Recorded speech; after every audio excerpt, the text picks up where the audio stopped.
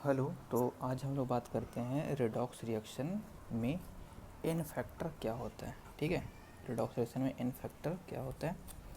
तो यहाँ पे हम लोग हेडिंग डालेंगे क्या, एन फैक्टर, या इसी को हम लोग क्या बोलते हैं, वैलेंसी फैक्टर। सबसे पहले मैं आपको ये बता देना चाहता हूँ कि अगर आपको ये एन फैक्टर वैलेंसी फैक्टर बिल्कुल अच्छे से समझना है तो पूरा ये वीडियो आपको लास्ट तक पूरा देखना ही पड़ेगा। ठीक है, तभी आपको पूरा A to Z क्या होता है वैलेंस फैक्टर एन फैक्टर तभी आपको आ पाएगा। ठीक है, तो इसमें सबसे पहला हम लोग बात करते हैं फॉर एसिड्स। ठीक है, तो एसिड्स के लिए एन फैक्टर कैसे डिफाइंड होता है, तो it is equal to number of replaceable H plus ion. मतलब कि जैसे मान लो फॉर एग्जांपल HCl, ये कितना H प्लस दे सकता है, एक, तो इसका एन फैक्टर क्या हो जाएगा, 1। मान लो H2SO4 है, ये कितना दे सकता है यहाँ पे, 2, तो इसका एन फैक्टर क्या हो जाएगा, 2। मान लो H3PO4 ये कितना दे सकता है, 3, तो ये एन फैक्टर क्या हो जाएगा, 3। अच्छा, इसका नाम क्या होगा बता सकते हैं H3PO4 का, तो इसका नाम होता है फॉस्फोरिक एसिड। एक और एग्जांपल होता है जिसको बोलते हैं हम लोग ऑक्जैलिक एसिड। ठीक है, एक होता है आपके पास क्या, ऑक्जैलिक एसिड। इसका फॉर्मूला क्या होता है, H2C2O4।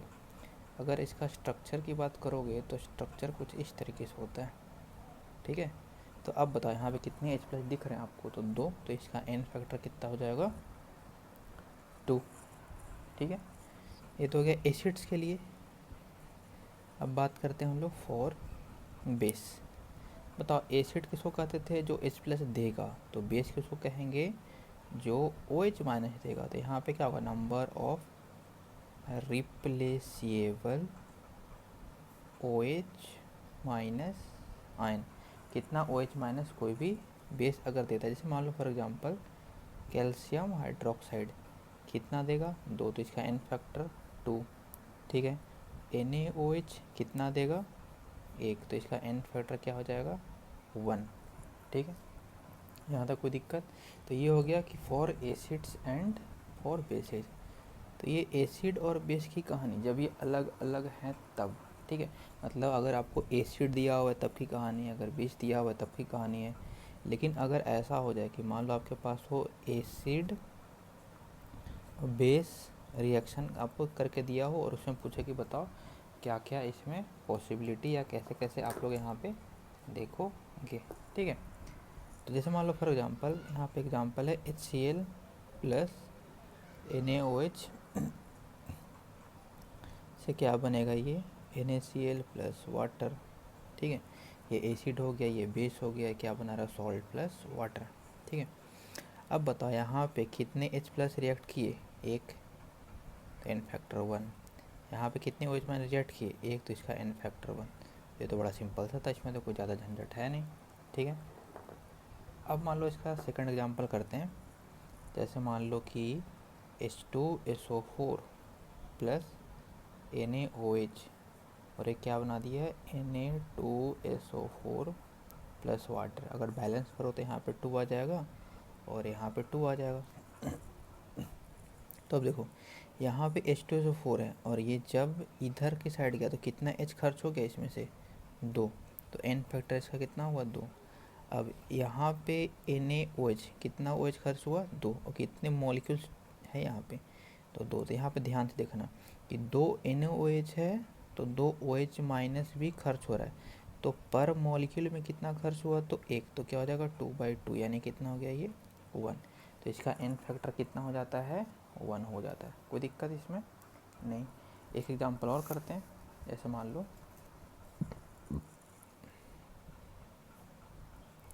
H2SO4 प्लस NaOH से क्या बन रहा है, NaHSO4 प्लस वाटर।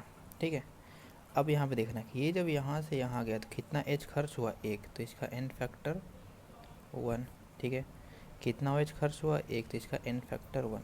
तो यहाँ पे क्या हो रहा है कि ये रिएक्शन इस तरीके से हो रहा है कि इसका एक ही एच खर्च हो रहा है तो इसका एन फैक्टर 1 आएगा, और यहाँ पे एक एच तो खर्च हो रहा है तो एक आएगा ही आएगा।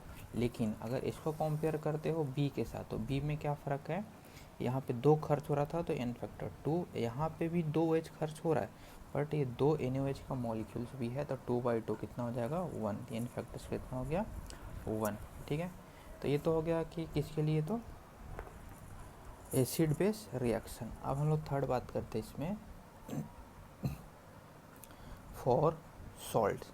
ठीक है, सॉल्ट्स में क्या होता है, एन फैक्टर का formula, N factor equal to होता है total number of positive charge और नेगेटिव चार्ज। एग्जाम्पल कैसे समझ सकते हैं, जैसे मान लो फॉर एग्जांपल Na2CO3, अगर आपसे पूछा जाए कि बता इसमें पॉजिटिव पार्ट कितने होंगे, तो क्या इसको ऐसे लिख सकते हैं 2Na+, और इसका अनायनिक पार्ट ये हो जाएगा। यहाँ से पॉजिटिव चार्ज भी काउंट करोगे तो 2 आएगा, निगेटिव चार्ज भी काउंट करोगे तो 2 आएगा, इसलिए इसका एन फैक्टर कितना हो जाएगा 2। सेकंड एग्जांपल मान लो कि फॉर एग्जांपल CaCl2, थोड़ा दिमाग लगाओ, CaCl2 जो है उसमें आखिर हम लोग क्या करेंगे, तो यहाँ भी बड़ा सिंपल है कि CaCl2 में क्या होगा Ca+2 + 2Cl-, तो यहाँ पे कितने हो गए 2 पॉजिटिव या 2 निगेटिव, तो यहाँ से एन फैक्टर कितना होगा 2। अब खास बात ध्यान देना इसमें ये नहीं कर देना कि इसका 2 और इसका 2 या तो +2 और -2 जोड़ के घटा के 0 कर दो, या फिर 2 और 2 4, नहीं, या तो आपको पॉजिटिव काउंट करना है या तो आपको नेगेटिव काउंट करना है। ठीक है, एक बहुत अच्छा क्वेश्चन कराते हैं आपको इसमें, जैसे मान लो कि आपके पास कंपाउंड है K2SO4 डॉट Al2SO4 का होल 3 डॉट 24H2O। तो कभी भी ध्यान से बात समझिएगा कि वाटर इज नॉट काउंटेड, ठीक है, एज पॉजिटिव और नेगेटिव, उसका पॉजिटिव और नेगेटिव की तरह काउंट हम लोग नहीं करते। तो कैसे कर सॉल्व करेंगे इसको, बड़ा सिंपल है, कुछ नहीं करना। K2SO4 में बताओ कितने कटायन होंगे, 2K + SO4 - 2, Al2SO4 3 में कितने हो जाएंगे 2Al3 + 3SO4 - 2, काउंट करो टोटल पॉजिटिव कितना हुआ 2 3 6 और 2 8, नेगेटिव काउंट करो 3 - 2, 3 × -2 -6 और ये 2 तो 8, इसका मतलब कि एन फैक्टर यहाँ पर कितना हो जाएगा 8। तो ये ध्यान से समझिएगा कि आपके पास एन फैक्टर जो है वो इस तरीके से यहाँ पे लिखा जाता है। ठीक है, अब हम लोग इसमें, ये तो हो गया सॉल्ट के लिए, अब इसमें नेक्स्ट बात करते हैं फॉर रेडॉक्स रिएक्शन। मतलब किसके बारे में बात करेंगे हम लोग कि ऑक्सीडाइजिंग एजेंट या फिर रिड्यूसिंग एजेंट के बारे में हम लोग पढ़ाई करेंगे कि आखिर इनमें हम लोग कैसे एन फैक्टर को कैलकुलेट करेंगे। ठीक है, तो बहुत ज़्यादा सिंपल ही है, ज़्यादा टेढ़ा मेढ़ा नहीं है। तो इसमें क्या होता है एन फैक्टर इक्वल टू, ये क्या होता है, तो चेंज इन ऑक्सीडेशन नंबर पर मॉलिक्यूल। मतलब क्या बोल रहा है यहाँ पे कि आपको क्या देखना है कि ऑक्सीडेशन नंबर पर मॉलिक्यूल में कितने का चेंज हो रहा है। तो इसके लिए आपको ऑक्सीडेशन नंबर का थोड़ा सा आइडिया होना चाहिए। तो थोड़ा सा आपको यहाँ पे बता देते हैं, जैसे मान लो कि KMnO4 है, आपको बोला कि बताओ Mn का ऑक्सीडेशन नंबर, तो क्या करोगे, K का पता अपना क्या होता है +1, इसको मान लो X, यहाँ पे कितना ऑप्शन है 4, ऑक्सीजन का कितना मानते हैं हम लोग -2, तो यहाँ से X का वैल्यू कितना आ जाएगा +7, तो इसका ऑक्सीडेशन नंबर कितना हो गया +7। तो KMnO4 जो है वो क्या होता है कि एसिडिक मीडियम में, ये बड़ा इंपॉर्टेंट रिएक्शन है। ठीक है, इस पर समझ के चलो कि 95% आपके क्वेश्चन यहाँ से आते हैं। तो इसमें क्या है कि KMnO4 कहाँ जा रहा है एसिडिक मीडियम में, तो Mn+2। ठीक है, तो अब बात तो सही कि Mn+2 में जा रहा है, तो यहाँ से अगर आपसे पूछा जाए कि ये बताओ ये Mn+2 में गया था, यहाँ बताओ Mn कहाँ से जा रहा है +7 से +2, तो इस वाले Mn में कितना का चेंज हुआ 5 का, तो इसलिए इसका एन फैक्टर कितना हो गया 5। ठीक है, क्लियर है बात है, तो इसका एन फैक्टर यहाँ पे कितना हो जाएगा 5। तो हमेशा आपको बातें ध्यान रखना है कि एन फैक्टर की जहाँ भी बात होगा किस में, रेडॉक्स में, तो वहाँ पे क्या देखना आपको, ये चेंज इन ऑक्सीडेशन नंबर पर मॉलिक्यूल। जिसका निकाल रहे हैं उसका देखते हैं, ठीक है, इसका नहीं देखेंगे, इसका देखते हैं, ठीक है, कि प्लस हाथ से कितना गया, +2, तो चेंज हमेशा क्या यहाँ पे देखना है, ठीक है। अब इसी में इसका नेक्स्ट क्वेश्चन करते हैं अगर हम लोग, तो जैसे मान लो फॉर एग्जांपल KMnO4 का ए, KMnO4 का बी, अगर KMnO4 तुमने किस में रखा, न्यूट्रल मीडियम में, तो वो कहाँ जाएगा, MnO2 में, ठीक है, वो कहाँ जाता है, तो MnO2 में। तो अब इसका ऑक्सीडेशन नंबर लिखो यहाँ पे, इसका क्या हो जाएगा, +7, इसका क्या हो गया, +4, कितने का चेंज हुआ, 7 में से 4 गया 3, तो एन फैक्टर यहाँ पे 3, ठीक है। तो ये सबको याद रखना है कि आपके पास न्यूट्रल में कहाँ जाता है, एसिडिक में कहाँ जाता है, और एक होता है आपके पास स्लाइटली अल्केलाइन मीडियम, तो ये आपके पास जाता है K2MnO4 में, तो इसका कितना हो गया, +7, इसका कितना हो जाएगा 8 और 2 6, यहाँ पे इसका क्या हो गया, +6, तो इसका एन फैक्टर कितना हो गया, 7 में से 6 गया 1, तो इसका एन फैक्टर कितना हो जाएगा 1, ठीक है। एक क्वेश्चन और इसमें है। अब जैसे नेक्स्ट क्वेश्चन इसमें है कि K2Cr2O7, ये जो है एसिडिक मीडियम में कहाँ जाता है, Cr+3, तो इसका ऑक्सीडेशन नंबर अपने को देखना है, तो क्या होता है, ये क्रोमियो का यहाँ पर ऑक्सीडेशन नंबर कितना आएगा, +6, इसका +3, तब एन फैक्टर निकालना, तो यहाँ ध्यान से समझना थोड़ा, यहाँ पे 6 से 3 कितने का चेंज हुआ, एक क्रोमियम में, 3 का, कितने क्रोमियम यहाँ पे हैं 2, तो क्या हो जाएगा 2 × 6 - 3, तो कितना हो जाएगा यहाँ पे 6, तो इसका एन फैक्टर कितना आ जाएगा 6। अब मान लो कि H2O2 है, तो H2O2 का जब ऑक्सीडेशन करवाएंगे, तो ऑक्सीडेशन कराएंगे तो क्या बनता है, ये O2, तो इसका ऑक्सीडेशन नंबर 0, इसका ऑक्सीडेशन नंबर -1, तो इसका एन फैक्टर क्या हो जाएगा, -1 से 0 कितना का चेंज हुआ, 1 का, कितना ऑक्सीजन है 2, तो 2 × 1, तो कितना हो गया इसका एन फैक्टर 2। अब मान लो H2O2 है और उसका क्या करा दिया हमने, रिडक्शन, तो वो कहाँ जाता है H2O में, तो इसका -1, इसका कितना हो गया -2, ठीक है। तो इसका एन फैक्टर कितना हो जाएगा, -1 में से -2 गया 1, कितना है 2, तो 2 × 1 कितना हो जाएगा यहाँ पे 2। एक बहुत ही इंपॉर्टेंट एग्जांपल है यहाँ पे, देख लो, जैसे कि कॉपर Cu2S है, तो ये क्या बना रहा है, मान लो कॉपर +2 + SO2, तो यहाँ पे कॉपर का ऑक्सीडेशन नंबर क्या होगा, +1, ये क्या हो जाएगा -2, कैसे लिखे इसको, यहाँ पे 1 दिख रहा है क्या, तो ये 1 इधर चला गया, 2 किधर है, इधर चला गया, कॉपर +2 SO2, इसका ऑक्सीडेशन नंबर +4, इसका +2 तो है ही। तो अब देखना थोड़ा ध्यान से यहाँ पे कि +1 से कॉपर कहाँ जा रहा है, +2 में, तो ठीक है, केवल कॉपर के लिए बात करें तो क्या होता है, +1 से +2, 1 का चेंज, और कितना कॉपर है 2, तो 2 × 1, ठीक है। -2 से कहाँ जा रहा है 4, कितने का चेंज हुआ, -2 से 4, ध्यान समझना, यहाँ पे 2 का चेंज नहीं, और यहाँ पे कितने का चेंज हुआ, -2 से 4, 6 का चेंज, तो सल्फर के लिए एन फैक्टर कितना हो जाएगा, तो 2 × 6, 2 × 6 नहीं, कितना सल्फर है, तो 1, तो वो 1 × 6। अब बताओ एन फैक्टर जो है वो कैसे चेक करते हैं हम लोग, वो चेक करते क्या है कि पूरे मॉलिक्यूल में कितने का चेंज हुआ, तो ये देखो इसमें कितने का चेंज हुआ, कॉपर की वजह से 2 का चेंज हुआ, सल्फ़र की वजह से 6 का चेंज हुआ, तो टोटल कितने का चेंज हुआ 8 का, तो इसका एन फैक्टर क्या होता है 1, ठीक है। फिर से आपको एक बार दोबारा बताते हैं इसको, जैसे देखो कॉपर सल्फाइड लिखा हुआ है, इसमें क्या करते हैं यहाँ पे कि 1 लिखा हुआ है, यहाँ पे क्या हो जाएगा कॉपर पे +1 और सल्फ़र पे -2, ठीक है। तो इस तरीके से हम लोग इसका क्या करें, ऑक्सीडेशन नंबर लिख दिए। अब उसके बाद ये कहाँ जा रहा था, कॉपर +2 + SO2, तो +1 से +2 कितने का चेंज हुआ, 1 का, और कितना कॉपर है 2, तो 2 ऑक्सीडेशन मतलब 2 एन फैक्टर। सल्फ़र -2 से कहाँ जा रहा है 4, कितने का चेंज 6 का, तो 6, तो 2 + 6 कितना हो जाएगा 8, तो इसका एन फैक्टर यहाँ पे कितना हो जाएगा 8, ठीक है। अब हम लोग बात करते हैं इसमें नेक्स्ट, हम लोग balancing of redox reaction by oxidation number change technique. ठीक है, ऑक्सीडेशन नंबर चेंज टेक्निक से कैसे हम लोग करेंगे इसका।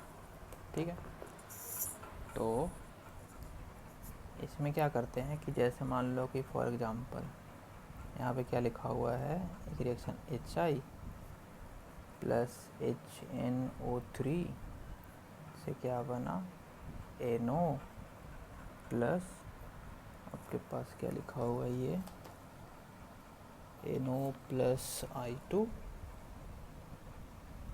Plus water. तो देखो इसको सॉल्व करने के आपके पास क्या है, दो मेथड है। एक कहलाता है आयन इलेक्ट्रॉन मेथड और दूसरा आपके पास है ऑक्सीडेशन नंबर चेंज मेथड। ठीक है, तो आपके पास दो मेथड है, एक आयन इलेक्ट्रॉन मेथड और दूसरा क्या oxidation number change method.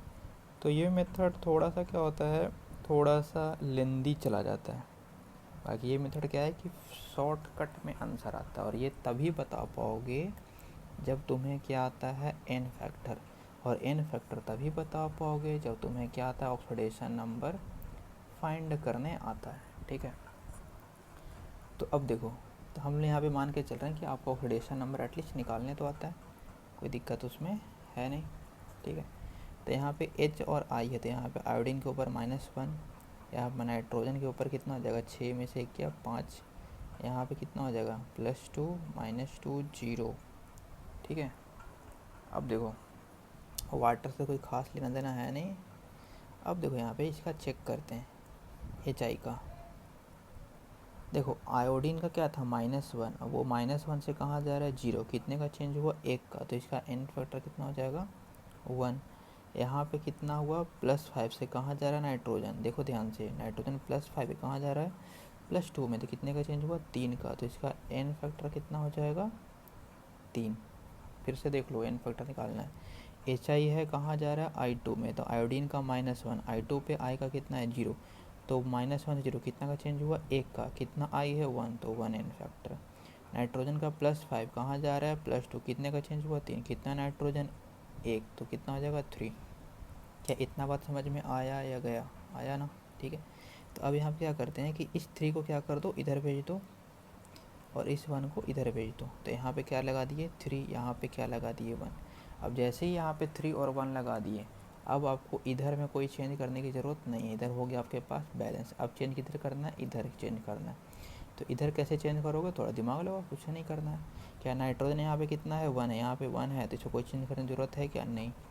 Iodine यहाँ पे कितना है 3, यहाँ पे कितना है 2, तो क्या कर दो इसको 3/2 से मल्टीप्लाई करते हैं तो आ जाएगा। अब देखो ऑक्सीजन कितना यहाँ पे है 3, यहाँ पे कितना है 1, तो यहाँ तो चेंज कर सकते नहीं, यहाँ पे कितना लगा दे 2। हाइड्रोजन कितना है यहाँ पे 3 और 1 4, देखो क्या बैलेंस हो गया, यहाँ पे 3 हाइड्रोजन 1 हाइड्रोजन 4, और यहाँ भी 2 और 2 4। तो ये मेथड में फ़ायदा क्या आपको कि अगर एन फैक्टर आता है तो आप फटाफट जो है कितना बड़ा भी क्वेश्चन हो उसको आप इजीली सॉल्व कर पाओगे। बाकी आयन इलेक्ट्रॉन मेथड में क्या होता था कि उसमें आपको जो है पूरा सिस्टमेटिक ढंग से पूरा सॉल्व करना पड़ता था, तब जाके आपके पास आंसर आ पाएगा। अब इसमें नेक्स्ट क्वेश्चन जो है आपके पास वो कुछ इस तरीके का क्वेश्चन है। ठीक है, कोई डरने की ज़रूरत इसमें नहीं है, कुछ नहीं करना है। ऑक्सीडेशन नंबर लिखो 0, यहाँ पे क्या हो जाएगा +5, यहाँ पे क्या हो जाएगा +5, यहाँ पे क्या हो जाएगा +4 -2 +1 -2। चेंज करो यहाँ पे फॉस्फोरस कहाँ से कहाँ जा रहा है 0 से 5, तो इसका एन फैक्टर निकालो। 0 से 5 कितना का चेंज 5 का, कितना है ये 4, तो 4 × 5 कितना हो गया 20। ठीक है, ये गलती 4 से मल्टीप्लाई करना छोड़ दीजिएगा, ये गलत करते हैं हम लोग। ठीक है, ये 4 छूट ही जाता है। अभी देखो नाइट्रोजन कहाँ से कहाँ जा रहा है 5 से 4, तो इसका एन फैक्टर कितना हो जाएगा 1। अब बताओ अब आगे क्या करना है, कुछ दिमाग लगाने की ज़रूरत है क्या, नहीं। इधर इसको भेजो, इसको इधर भेजो, इधर 20 कर दो, इधर 1 कर दो, कर दिए क्या फटाफट। अब बैलेंस करो, इधर कितना फॉस्फोरस 4, यहाँ 4 लगा दिए। कितना नाइट्रोजन यहाँ पे 20, तो यहाँ पे और नाइट्रोजन तो है नहीं कहीं पे, यहाँ 20 लगा देते हैं। ऑक्सीजन काउंट करो, 60 यहाँ पे, 20 इंटू 3 60, यहाँ पे कितना हो गया 16, और 20 और 40, 40 और 16 कितना हो गया आपके पास 56। तो यहाँ पे क्या कर दो 4। वाह, हाइड्रोजन कितना हो गया 8, यहाँ पे कितना है आपके पास है 20, तो 8 यहाँ पे और 12, 12 8 20, देखो बैलेंस हो गया। तो इसमें आपको देख रहे होगे ना कि बहुत जल्दी जल्दी बैलेंस हो रहा है। नहीं, जितना लेट होता था आयन इलेक्ट्रॉन मेथड में सॉल्व करना, मान लो जितना रेट से वहाँ पे सॉल्व कर रहे थे उसका 1 बाई रेट यहाँ पे लगता है सॉल्व करने में इस मेथड से। तो अब नेक्स्ट क्वेश्चन है, तो इसी बात को थोड़ा ध्यान रखिएगा कि ये जो मेथड है ये तभी बता पाओगे, ये मेथड से क्वेश्चन तभी बना पाओगे जब तुम्हें क्या आता हो, एन फैक्टर निकालना आता हो। और एन फैक्टर निकालना तभी आएगा जब तुम्हारे पास ऑक्सीडेशन नंबर थोड़ा बहुत आता होगा निकालने। ठीक है, अब इस क्रोमियम का ऑक्सीडेशन नंबर कितना हो जाएगा +6, इसका कितना हो जाएगा +4, इसका कितना हो गया +6, इसका +6, इसका +3, सल्फर +6 +1 -2। ठीक है, अब इसका एन फैक्टर की बात करते हैं यहाँ पे कि एन फैक्टर इसका क्या होगा। ठीक है, तो देखो चेंज कहाँ कहाँ हो रहा है, +6 से कहाँ जा रहा है +3, कितने का चेंज हुआ 3 का, कितना क्रोमियम है 2, तो 2 इंटू 3 कितना हो गया 6। ठीक है, सल्फर +4 से कहाँ जा रहा है +6, कि देखो अब +6 यहाँ भी जा रहा है +6 यहाँ भी जा रहा है, तो कोई एक पकड़ दो, +4 से 6 कितना हो रहा है 2 का चेंज, तो यहाँ पे कितना हो गया 2। क्या करना आपको 2 इधर भेजो 6 इधर भेजो, तो 2 यहाँ कर दिए 6 यहाँ कर दिए। अब देखो बाकी को इसको अब टच नहीं करना है तो बैलेंस हो चुका। तो यहाँ पे क्या करो अब देखो ध्यान से कि यहाँ पे क्या होगा कि ये हो गया 4 पोटासियम। ठीक है, तो यहाँ भी पोटेशियम कितना है 2, तो यहाँ पे 2 कर दो, ये बैलेंस। ठीक है, सल्फ़र यहाँ पे कितना है 6, अच्छा क्रोमियम को कर लेते हैं बैलेंस, नहीं क्रोमियम कितना है यहाँ पे हो गया 4, यहाँ पे कितना क्रोमियम है 2, तो यहाँ पे क्या कर दो 2 कर दिए। ठीक है, मतलब ऐसे आपको एलिमेंट चुनना है ना जिनमें देखो कि वो इधर चेंज करने पे इधर तो चेंज नहीं ना करें, पहले उसको कर लिया करो। ठीक है, अब ये तो हो गया आपके पास, अब तो बचा यही सल्फ़र, यहाँ पे तो बैलेंस हो चुका है, तो कितना हो गया 3 2 6, 6 और 2 8, यहाँ पे 6 तो था, अब यहाँ पे कितना लगाना पड़ेगा 2, तो ये बैलेंस हो गया। ऑक्सीजन काउंट करो अब कितना हुआ, तो ऑक्सीजन काउंट करोगे 14 12 8। ठीक है, यहाँ पे कितना हुआ 8 24, तो यहाँ पे कितना आपको ऐड करना पड़ेगा 2 से मल्टीप्लाई कर दो, देखो आपको सारा बैलेंस हो गया होगा। ठीक है, तो ये भी आपके पास क्या बड़ा सिंपल क्वेश्चन है, कुछ नहीं करना आपको। ठीक है, एक क्वेश्चन और करो फिर। ठीक है, इसमें क्वेश्चन जितना करोगे उतना ज़्यादा सीख पाओगे। ठीक है, तो ये आगे आपके पास बैलेंस हो गया। अगर आप इसको चाहो तो इसको आप सिंप्लीफाई कर भी सकते, 2 सब में से कॉमन ले लो तो आपके पास रिड्यूस करके वो इक्वेशन आ जाएगा। ठीक है, अगला क्वेश्चन आपके पास है, जैसे मान लो KMnO4 + Ki + H2SO4। ठीक है, क्या बन रहा है यहाँ पे K2SO4 + MnSO4 + I2 + वाटर। ठीक है, ऑक्सीडेशन नंबर लिखो +7 -1 +6 +6 +2 +6 0 +1 -2। अब देखो यहाँ पे Mn कहाँ जा रहा है +7 से कहाँ जा रहा है +2, तो कितना का चेंज हुआ 5 का, एन फैक्टर 5। आयोडीन -1 से कहाँ जा रहा है 0, कितना का चेंज हुआ 1 का, एन फैक्टर 1। कुछ नहीं करना है, 1 यहाँ लगा देना है, 5 यहाँ लगा दिए, आधा आपका काम हो गया। यहाँ पे पोटेशियम काउंट करो, यहाँ पे 1 और 5 6, यहाँ पे कितना है 2, तो यहाँ पे 3 लगा दो, पोटेशियम बैलेंस हो गया।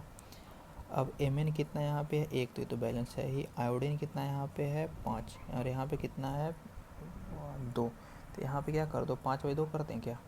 ठीक है, उसके बाद चेक करो सल्फ़र, सल्फ़र इधर कितना है 3 और 1 4, यहाँ पे कितना है 1, तो यहाँ पे कितना करना पड़ेगा 4 कर दो, और बाकी हाइड्रोजन काउंट करोगे तो हाइड्रोजन आपके पास कितना है यहाँ पे 4 से मल्टीप्लाई कर दिए, तो आपके पास क्या हो गया फटाफट बैलेंस। तो इसमें आपको क्या दिख रहा होगा कि इसमें करना कुछ नहीं है आपको, कि एन फैक्टर आना चाहिए, एन फैक्टर अगर आता है उसके बाद आप इसको बैलेंस कर दोगे तो इजीली आपके पास ये क्वेश्चन बन जाएगा। ठीक है, अब इसमें ये तो पढ़ लिए, अब पढ़ते हैं हम लोग balancing of disproportionation. Balancing of disproportionation reaction. तो जैसे देखो यहाँ पे P4 plus NaOH plus water से क्या बन रहा है, ये PH3 प्लस NaH2PO2। तो डिसप्रोपोर्शनेशन का मतलब क्या होता है, जैसे देखो इसका ऑक्सीडेशन नंबर 0, इसका -3, इसका आपके पास क्या आ जाएगा +1, ठीक है। तो डिसप्रोपोर्शन मतलब कि ये देखो यहाँ पे 0 से -3 क्या हो, यहाँ पे इसका रिडक्शन, ऑक्सीडेशन नंबर घटता है तो क्या कहलाता है वो रिडक्शन, और यहाँ पे क्या हो रहा है, ये ऑक्सीडेशन नंबर बढ़ रहा था, यहाँ पे क्या हो गई ये ऑक्सीडेशन, ठीक है। तो अब इसको क्या करना है, अपने को बैलेंस करना है। तो कुछ नहीं, क्या ये जो है इधर से रिडक्शन कर रहा है, इधर से ऑक्सीडेशन, लेकिन उल्टा देखो तो क्या हो, ये इधर जाके एक ऑक्सीडेशन रिडक्शन रिडक्शन उल्टा डायरेक्शन से है क्या है। तो यहाँ पे क्या करते हैं, इसमें उल्टे तरीके से n फैक्टर निकालो। देखो +1 से कहाँ जा रहा है ये 0, तो क्या हो जाएगा 1, -3 से कहाँ जा रहा है 0, कितना होगा यहाँ पे 3। क्या इतना समझ में आया, फिर से देख लो, +1 से कहाँ गया 0 1, -3 से कहाँ गया 0 कितना 3। तो यहाँ पे क्या कर दो 3 लगा दे, यहाँ पे 1 हो गया बैलेंस, इतना बैलेंस हो गया। अब फटाफट देखो इधर 3 फॉस्फोरस 1 फॉस्फोरस 4 है ही, कोई दिक्कत है नहीं। अब काउंट करना है अपने को क्या, सोडियम, 3 सोडियम है, यहाँ पे 3 सोडियम लगा दिए। अब यहाँ पे काउंट कर लो ऑक्सीजन, 3 ऑक्सीजन, अच्छा यहाँ पे देख लो 3 और 2 6 ऑक्सीजन। तो यहाँ पे क्या करना पड़ेगा 6 लगा दिए, नहीं तो अब देखो यहाँ पे क्या कर काउंट करके 6 ऑक्सीजन लगा दिए, ठीक है।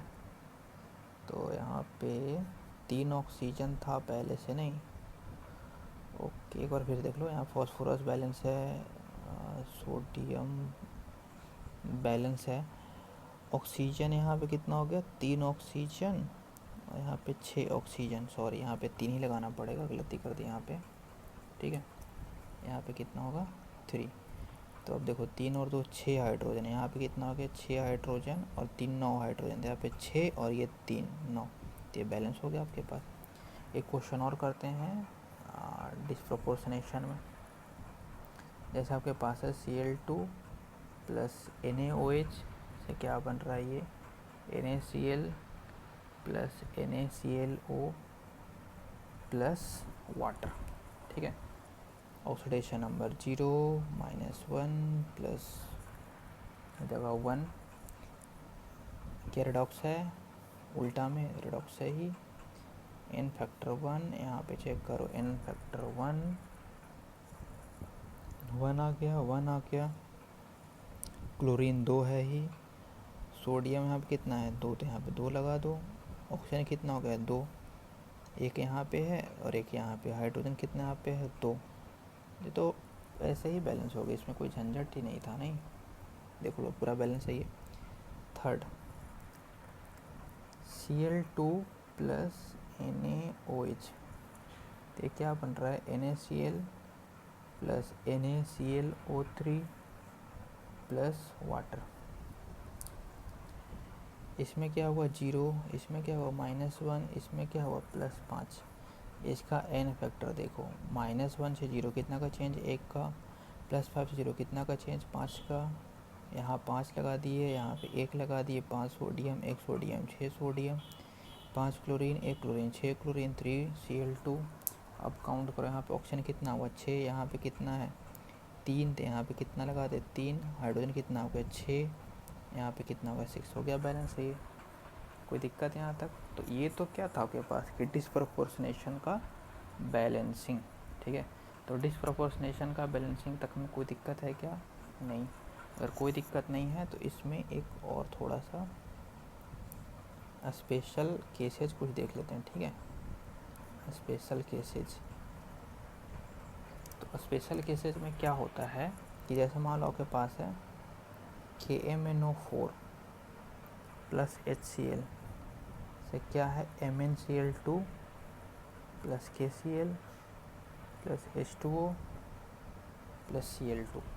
तो अगर यहाँ पे देखोगे इसका +7, इसका -1 +2 -1 +1 -1 +1 -1 0। देखो +7 से कहाँ जा रहा है तो ये क्या होगा आपके पास ऑक्सीडेशन। और ये -1 से कहाँ जा रहा है, एक -1 में भी है, यहाँ देखो -1 में भी है, और एक यहाँ पे क्या आपके पास 0। क्या क्लोरीन जो है यहाँ पे वो -1 से -1 भी जा रहा है, -1 से 0 भी जा रहा है। तो कभी भी अगर ऐसा कंडीशन हो तो अपने को क्या करना पड़ता है कि ये रिडॉक्सेशन तो है ही, एक ऑक्सीडाइज कर रहा है, एक रिड्यूस कर ही रहा है। तो इसमें क्या करते हैं हम लोग, इसमें जो बैलेंस करते हैं इसको जस्ट लाइक डिसप्रोपोर्शनेशन मेथड के जैसे इसको क्या करते हैं हम लोग, बैलेंस करेंगे। ठीक है, तो इसमें कैसे डिसप्रोपोर्शनेट कैसे किए थे पीछे से, तो इसमें देखो -1 से इसमें कोई चेंज नहीं है, लेकिन इसमें देखो 0 से कितना हुआ -1, तो इसका क्या लिखोगे 2 × 1, तो क्या 2 हो गया। यहाँ पे इसका चेक करो Mn +2 से कहाँ जा रहा है +7, तो इसका n फैक्टर कितना हो जाएगा 2 7 5। तो क्या ये n फैक्टर निकालने आया, फिर से देख लो क्लोरीन यहाँ पे -1 से कहाँ जा रहा था -1 0। तो कभी भी ऐसा कंडीशन है तो इसको कैसे बैलेंस करते हैं डिसप्रोपोर्शनेशन के जैसा। इसमें क्या करते हैं लोग इधर से बैलेंस करना स्टार्ट करेंगे। तो इसके लिए क्या करते हैं इधर का n फैक्टर निकालो। तो इसमें Cl2 का n फैक्टर कैसे निकलेगा, 0 से -1, एक का चेंज कितना क्लोरीन है 2, तो 2 × 1 2। यहाँ पे Mn का क्या है +2, तो यहाँ पे क्या हो जाएगा +2 से +7 कितना होगा 5 का चेंज, तो यहाँ पे आ गया 5, यहाँ आ गया 2। अगला काम क्या करना है 5 को इधर भेज दोगे और 2 को इधर भेज दोगे, तो यहाँ पे 2 आ गया, यहाँ पे 5 आ गया।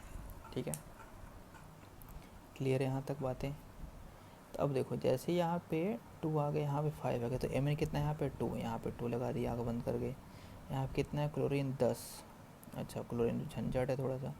ऑक्सीजन में कोई दिक्कत तो है नहीं, 8 ऑक्सीजन है। अच्छा Mn चेक करते हैं, 2 Mn है यहाँ पे, 2 Mn है। पोटासियम कितना है 2K, तो यहाँ पे 2 कर दो, पोटासियम बैलेंस हो गया। ठीक है, अगला चेक कर लो यहाँ पे ऑक्सीजन चेक कर लो, यहाँ पे कितना हो गया 8 ऑक्सीजन, यहाँ पे कितना है एक ही, तो यहाँ पे क्या कर दो 8 कर दिए, ये हो गया बैलेंस। अब क्या हो चेक कर सकते हैं क्लोरीन, तो यहाँ पे क्या होगा 10 2 12 और 4 12 4 16, तो यहाँ पे क्या कर दिए 16। अब हाइड्रोजन चेक कर लो 16 हाइड्रोजन, 8 दूनी 16, देखो ये बैलेंस हो गया। अगर इसी को आप करते आयन इलेक्ट्रॉन मेथड से तो वो क्या होता है काफ़ी ज़्यादा टाइम टेकिंग थोड़ा सा हो जाता है। अब बिल्कुल एक क्वेश्चन और करा रहे हैं आपको इस स्पेशल कंडीशन का, उसको बिल्कुल ध्यान से समझिएगा। क्वेश्चन है K2Cr2O7 + HCl।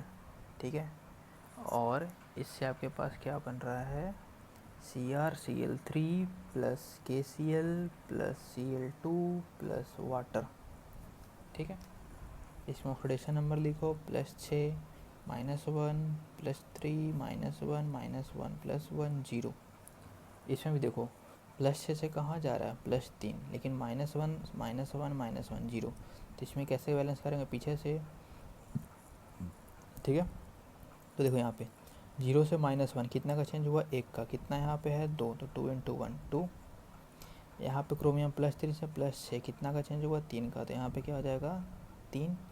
अब अगला स्टेप क्या करना है आपको, 3 को यहाँ भेज दो, 2 को यहाँ भेज दो, कितना क्रोमियम 2 है, कोई दिक्कत है नहीं, कितना क्लोरीन 6। अच्छा क्लोरीन तो कुछ नहीं बोल सकते।